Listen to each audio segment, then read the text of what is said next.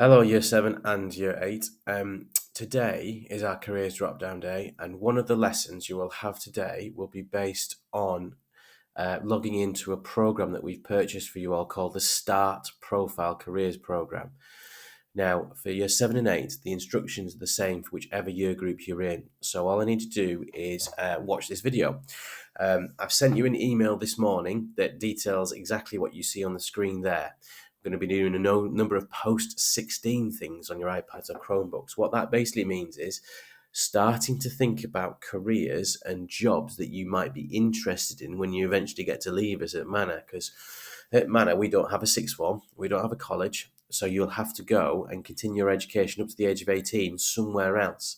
And we want you to start thinking today about where that might be and what kind of career aspiration and job aspiration you might have in the future.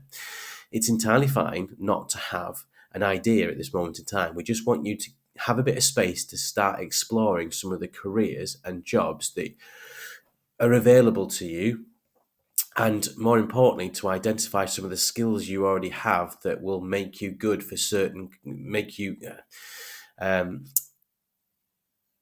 better at certain jobs than others, and to try and hone in on some of your skills.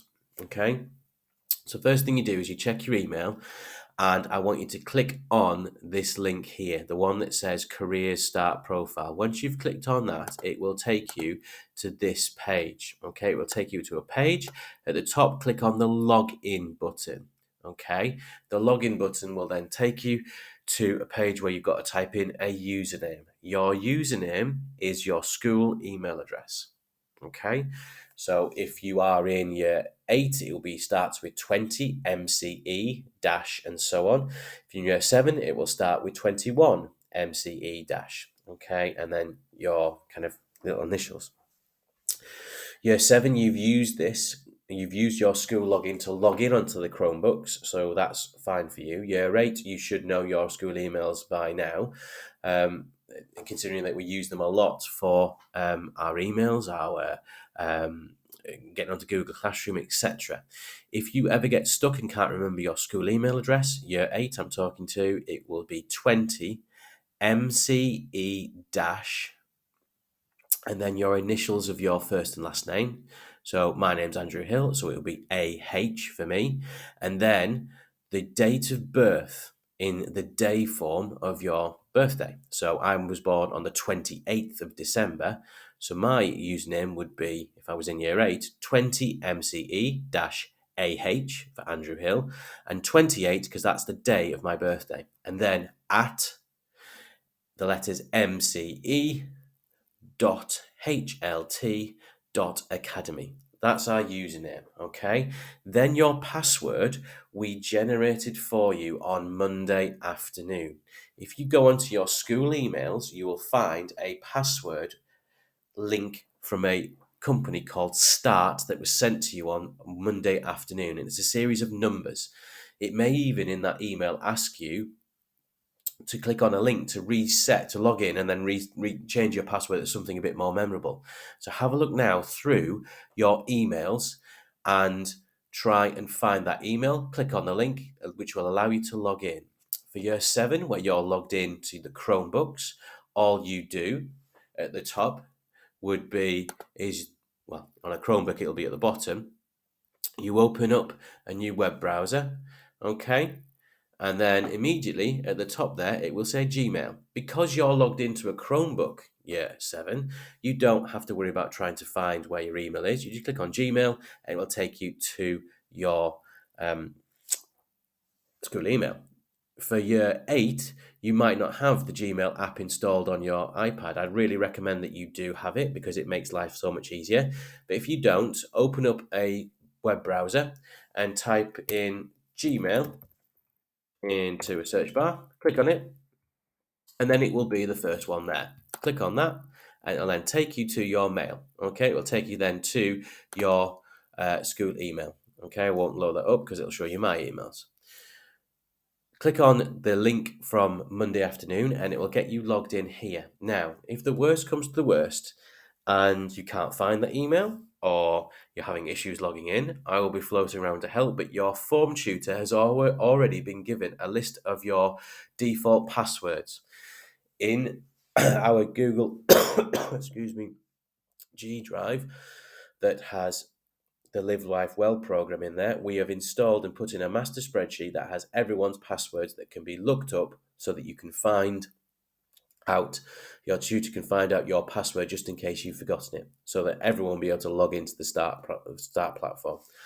Okay, so getting logged in might take the first 5 or 10 minutes. Okay, once you are logged in, you'll come to this home page. Okay, I'm logged in as a student here.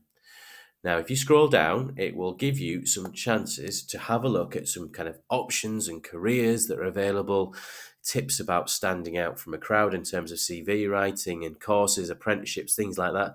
For us in year 7, the thing that we need to be looking at really is not CV writing, is not apprenticeships and those types of things, because they are really things for years 9, 10 and 11 to look at. For years 7 and 8, it's all about trying to build our profile. So over here on this right-hand side, click on Go to My Start Profile. Okay, you can also do that by clicking on the home page at the top here, and then My Profile here.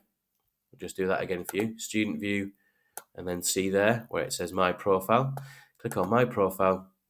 It will take you to this page here. This allows you to do a number of questionnaires that will then give you some ideas as to possible jobs you would be good at based on your interests, your skills, your strengths, and so on. So all we do for this lesson is we have a work through of these tabs on this left-hand side. So we click on My Interests, and what will happen is that it would allow you to do a questionnaire that asks you about how interested you are in these various kind of things in life.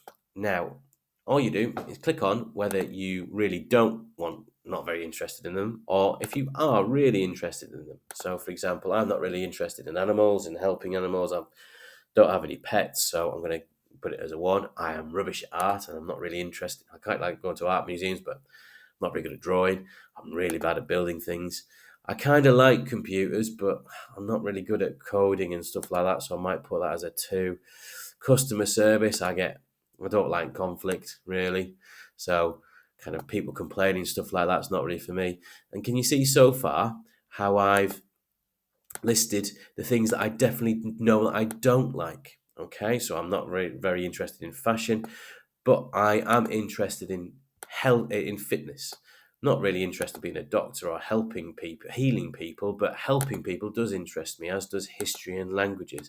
I've been quite extreme in my kind of preferences, and the reason for that is that at the end of completing this questionnaire, at the bottom, and when we've typed in our answers to favourite sports and subjects and hobbies and so on, down here it will say jobs linked to my interests. So can you see how up here I've done a 5 for history? I'm really interested in those jobs. And at the bottom, when we scroll down to click on jobs linked to my interests, I know that history is something that I'm good at and I like. So I'm going to have a little bit of explore of kind of what history can lead on to in terms of a career.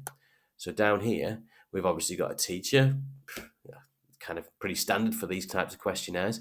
But as you scroll down, there are also things that you probably didn't realise, like librarians and an archivist and curator. And you might be like, well, what on earth's an archivist? Click on this and it will tell you a lot more information about that particular job, how much you'll get paid, how many hours a week you have to work. Okay. In terms of whether it's a good career to go in, growth means that it's likely that they're going to need more people in this kind of career. So it means that there's likely to be quite a few jobs available in the future. Okay. In addition, replacement means by the time you get to apply for a job like this, 15-16% of the workforce will have retired. So there'll be a lot more openings, a lot more jobs available. It then allows you to have a look at what it does, okay, and read through about it. And then have a look about answering the questions underneath, whether you think you like that type of job. Now, even further down the list, it also allows you, brilliantly, to show actual vacancies in that job. By clicking on that, it takes you to one of the biggest job sites in the country called Indeed, and it allows you to search for that particular job locally to us. So, a web archivist, whereby you're archiving stuff and it gives you an idea of the salary. And up here, we can type in where we're based and see if there are any archivist jobs in York. And at the moment, not quite. We've got some assurance specialists um, and some others, but not really in terms of locally. Okay, so it might be that you go back and you think, right, well, I like history and I really want to do something with history in my future, explore what careers, because I'm good at history and I like history, what kind type of careers could possibly be available. What on earth could be this? A social and humanities scientist. Click on that. Tells you a bit more about it in terms of the average salary, how it's expected to grow, and it'll then show you, scroll down again, some sociology. Oops, not the subjects bit. Where's the vacancies? Have we gone past it? It looks like this one hasn't actually got any live vacancies on it. Okay, but others do. So have an explore of that based on your profile, based on you completing this interest profile. Today's lesson is very much about giving you space and time to explore for yourself. So it's going to be an independent activity. It's going to be something that you need to do yourself without kind of talking or asking other people nearby what they're interested in or what should they put. It's all about you exploring for yourself. So go through and complete the tab that says my interests and then have a look at the careers that would be good based on your interest having self-evaluated. For things like, it will save everything as well by the way, once you complete it at the bottom, okay? But you do need to make sure that you complete everything, as I haven't done previously, so it's got rid of my previous submissions. Once you've done interests, then work your way down to goals on the left-hand side. Okay, it gives you some very, very sensible questions about helping you identify a career. So whether earning a good salary is important to you. For most people, well, quite a few people, people tend to kind of want to do a job where they earn a decent amount of money so they can have a good life. Some people really don't want to have a family, and that's going to impact. Some people, and I've got a friend who has never been outside of England and really does not want to travel the world, but lots of people do. Do you want to be famous? I really wouldn't want that attention. Would you want to make a positive difference to society? Some people really would. Some people wouldn't. They would just want to be looking after them and their family. So complete those questions as well. And at the bottom, it will kind of give you two little links to forward onto why goals are important. Okay, why they should be included and what is important, and it gives you another section to then complete. Remember, getting back to that profile is always by student home at the top right hand corner, then my profile, and it will allow you to explore the site and explore your strengths and crucially your skills. Okay, again, there will be a number of skills here for you to rank yourself and self evaluate. Okay, have a read through all of those. Now, if I'm going to be honest, year 7 and 8, you will probably only be doing interest, goals, strength, and skills in this lesson. My qualifications, experiences, CV, and all the rest of this bottom half will become very useful when you get into year 9 and 10 for building up a CV. Obviously, in 7 and 8, you don't really need a CV at this moment in time because you're not applying for jobs at the weekend, etc. But there is a section that year 11 and year 10 are doing today as part of my lesson that will allow them to create their own CV that they will be able to export as a really pretty nice little Word document that they can then take and give to employers in the future. Okay, so that is what we're trying to achieve in today's lesson, getting logged in, getting used to this program that we've purchased for you.